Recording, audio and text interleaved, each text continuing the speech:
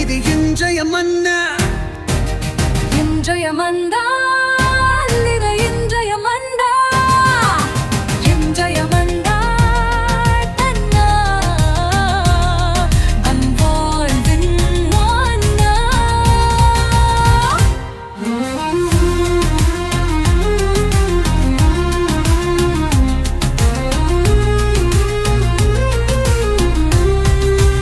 அன்பு இயேசுவின் உறவுகளே, நண்பர்களே, உங்கள் ஒவ்வொருவரையுமே சிறப்பாக இந்த காணொளி மூலமாக சந்தித்து ஜெபிப்பதிலே மிகுந்த மகிழ்ச்சி. அன்புக்குரியவர்களே, இன்று செவ்வாய்க்கிழமை கோடி அற்புதர் பதுவை அந்தோனியாருக்கு ஒப்பு கொடுக்கப்பட்ட நாள். இந்த செவ்வாய்க்கிழமை என்றாலே நமக்கு ஒரு நம்பிக்கை பிறக்கிறது.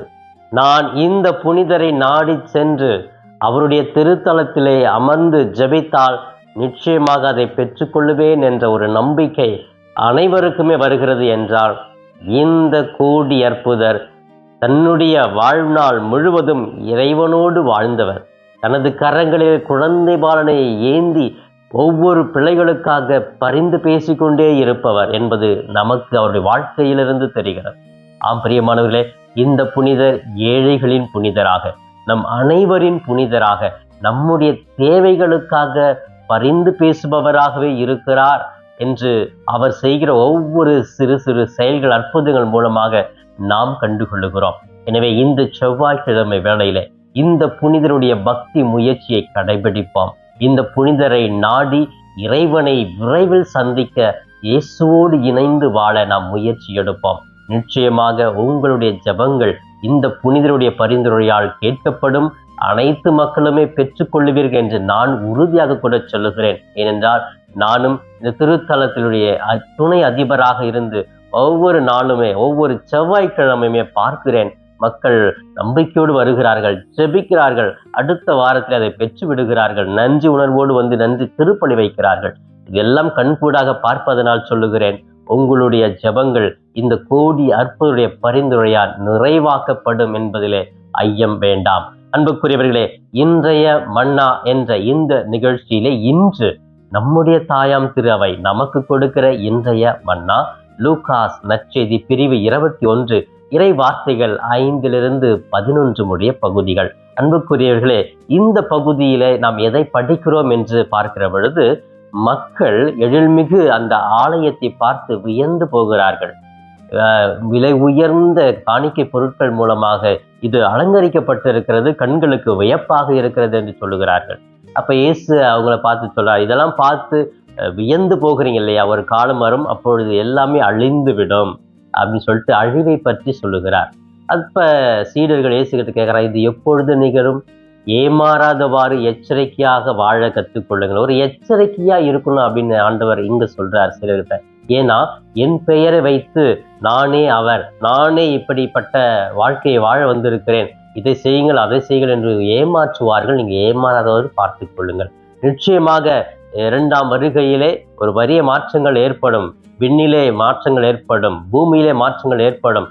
இதை கண்டு நீங்கள் பயந்து விடாதீர்கள், நம்பிக்கையோடு இருங்கள் என்ற ஒரு பகுதியை தான் இந்த நற்செய்தி நாம் படிக்கிறோம். அன்புக்குரியவர்களே, இந்த பகுதியை நான் படித்து தியானித்த பொழுது எனக்கு கிடைத்த இந்த பகுதியை தான் உங்களோடு பகிர்ந்து கொள்ள ஆசைப்படுகிறேன். அன்புக்குரியவர்களே, இந்த பகுதியுடைய மைய கருத்து என்ன பார்க்கிற பொழுது, நம்பிக்கை குறையாமல் வாழுங்கள் என்ற ஒரு செய்தியை சொல்லுகிறது. நம்பிக்கை தாங்க நம்ம கிறிஸ்தவ வாழ்க்கையினுடைய அடிப்படை. எல்லா நற்செய்தியுமே நமக்கு சொல்ற வார்த்தையுமே இந்த நம்பிக்கையை மிகுதியாக்குங்கள். இப்ப பாருங்க, நம்ம மத்தவங்க ஏமாத்துறாங்க அப்படின்னா அப்ப நம்பிக்கை குறையும் பொழுது அவர்கள் சொல்வதை கேட்டு விடுகிறோம். கடவுள் மீது மட்டும் நம்பிக்கை இருந்துச்சுன்னா யார் எப்படி சொன்னாலும், ஆமா எனக்கு தெரியுமே, கடவுளை தெரியுமே, அவருடைய வார்த்தைகள் எனக்கு தெரியுமே, அதன்படி நான் வாழ்ந்துகிட்டு இருக்கிறேனே, எனக்கு எந்த பயமும் இல்லையேன்னு நம்ம தைரியமாக இருப்போம். அந்த நம்பிக்கை குறையும் பொழுது சில வருவாங்க, நானே கடவுள், நான் தான் கடவுளுடைய அவதாரம், நான் தான் கடவுளுடைய வார்த்தை, கடவுள் என்கிட்ட நேரா வந்து பேசுறாரு, கனவுல பேசுறாரு, இதை சொல்ல சொன்னாரு. ஒருவேளை அந்த குடைகள் வரங்கள் ஒரு சிலருக்கு கிடைத்திருக்கலாம். ஆனால் இதை வைத்து பணம் சம்பாதிப்பவர்கள் இன்னைக்கு எல்லாமே யூடியூப்ல பேச ஆரம்பிச்சுட்டாங்க. ஐயோ பெரிய கடவுளே அவங்க தான் அப்படிங்கிற அளவுக்கு பேசுவாங்க.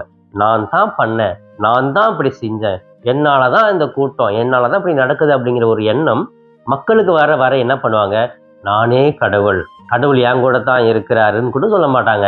அந்த கடவுளாக நான் மாறிவிட்டேன், என்னை தொட்டா போதும், என்கிட்ட நீங்க வந்தா போதும் அப்படிங்கிற அளவுக்கு அவர்கள் பெரிய அளவுக்கு உயர்த்தி பேசிக்கொண்டே இருப்பார்கள். இதெல்லாம் பிறரை ஏமாற்றுவது.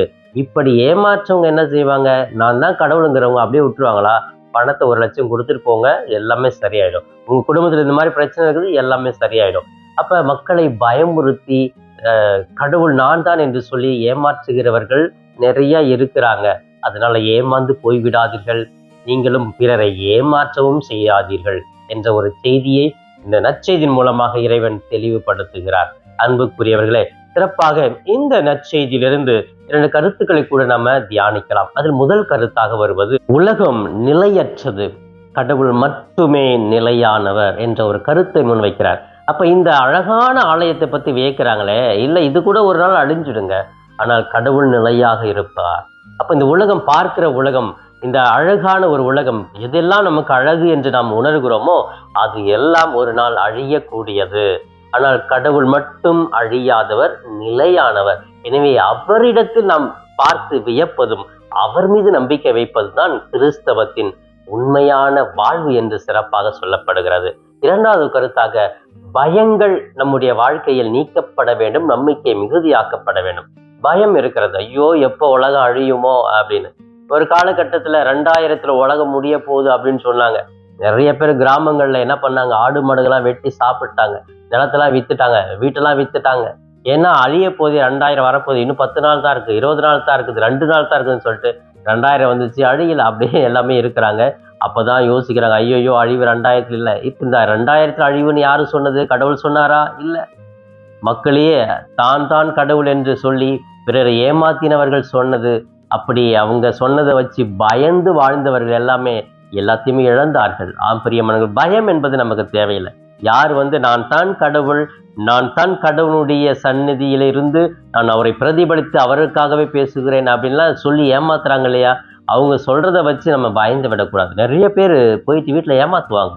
எப்படி ஏமாத்துவாங்க, பயமுறுத்துவாங்கன்னா, ஐயோ உங்க வீட்டில் இதோ இருக்குது, நான் காலை வச்ச உடனே என் காலு நடுங்குது, அப்படியே என்னை தூக்கி போடுது, இந்த இடத்துல இன்னும் சக்தி இருக்குது அப்படின்னு சொன்ன உடனே என்ன ஆகும், அந்த குடும்பத்தில் ஐயோ அன்னிலேருந்து தூக்கம் வராதுங்க, அன்னிலேருந்து நிம்மதியாக இருக்க மாட்டாங்க. ஏன்னா என்னமோ இருக்குதுன்னு சொல்லிட்டு போயிட்டாரு அந்த பாஸ்டர், இந்த சாமியார், என்னன்னு தெரியலையே அப்படின்னு பயந்தே அந்த பயத்தில் செத்துருவாங்க.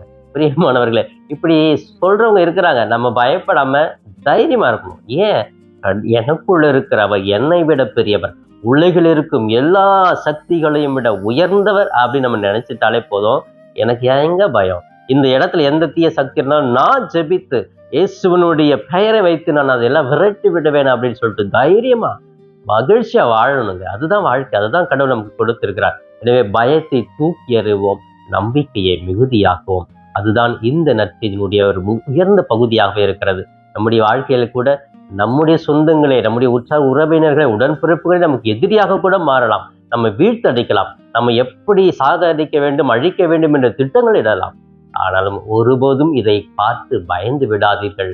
நிச்சயமாக உங்களை படைத்த கடவுள் உங்களோடு இருக்கிறார், உங்களை வழி நடத்துகிறார். எனவே இந்த நாளிலே நான் தேவையில்லாததை பார்த்து ஏமாந்து விடாமல், பயந்து விடாமல், நம்பிக்கையோடு இறைவனோடு நான் பயணிக்க வேண்டும் என்ற உயர்ந்த பண்பை மட்டும் உள்வாங்கிக் கொண்டு வாழ முயற்சி எடுப்பாம். இப்பொழுது இந்த நாளை இறைவன் பாதுகாப்பு கொடுத்து ஜெபிக்கலாமா? அன்பு தெய்வமே, இதோ சிறப்பாக இந்த நாளை பாதுகாப்பு கொடுக்கிறேன். கோடி அற்புதரே, பதுவை அந்தோணியாரே, இதோ சிறப்பாக இந்த செவ்வாய்க்கிழமை வேளையில பல்வேறு மக்கள் உம்மை நாடி வருகிறார்கள், தேடி வருகிறார்கள்.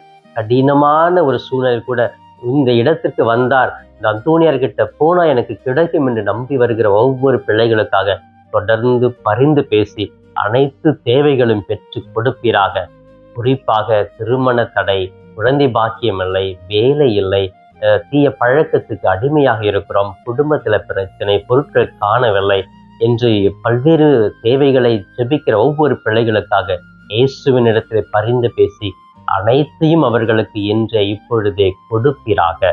அன்பு தெய்வமே, இன்றைய மன்னா என்ற இந்த நிகழ்ச்சி ஒவ்வொரு நாளும் பார்த்து கேட்டு ஜெபித்து கொண்டிருக்கிற ஒவ்வொரு பிள்ளைகளுக்காக நான் ஜெபிக்கிறேன். அவர்கள் ஒவ்வொருவருக்கும் நல்ல உடல் உள்ள ஆரோக்கியத்தையும் மன வலிமையும் ஆற்றலையும் கொடுத்து வழி நடத்துவீராக. அவர்கள் நினைக்கிற காரியங்கள், எடுக்கிற முயற்சியில் எல்லாம் வெற்றியை காண்பார்களாக. இவை எல்லாம் எங்கள் ஆண்டவரும் மீட்பெருமான இயேசுவின் இணையற்ற நாமத்தில் ஜெபிக்கிறேன் என் ஜீவனுள்ள நல்ல பிதாவே. ஆமேன். ஆமேன். பிரியமானவர்களே, இந்த நாள் இனிய நாளாக இறை அருளை நிறைவாக பெற்று மகிழும் நாளாக இருக்க நான் வாழ்த்துகிறேன். உங்கள் ஒவ்வொருவருக்காகவே சிறப்பாக ஜெபிக்கிறேன். இயேசுவுக்கே புகழ், மரியே வாழ்க. Thanks for watching Father Das Cap YouTube channel. Subscribe and share the video to your friends.